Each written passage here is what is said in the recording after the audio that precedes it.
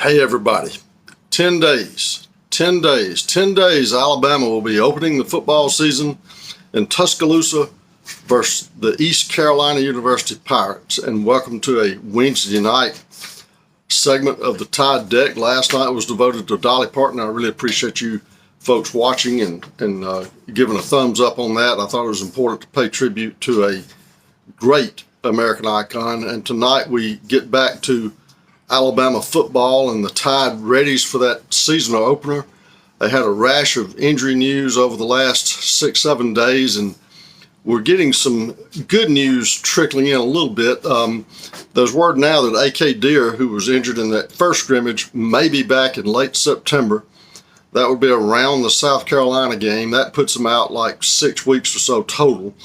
And then you've got Edwards, Jeriah Edwards, the defensive back who had an arm injury or a hand injury the other day. I had heard collarbone. That may not be right.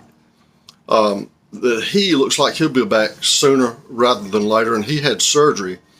And again, he is due back around the same time as Deer. Then you've got Crowell, looks to be out for East Carolina. Coach DeBoer sort of cleared that up today.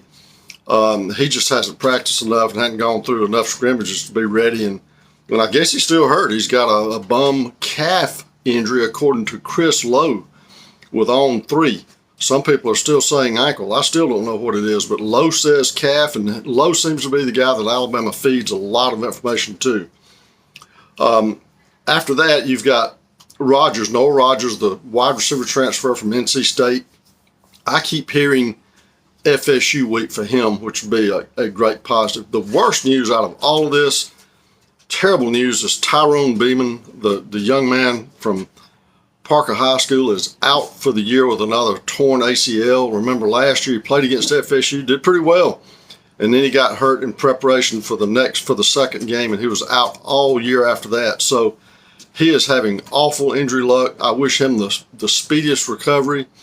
I follow him and his mom on X, Miss Sandra Beeman, and I am thinking about them, and I'm wishing him a speedy recovery. But we'll be getting into the action hard and heavy. I'll be doing an East Carolina review here this weekend.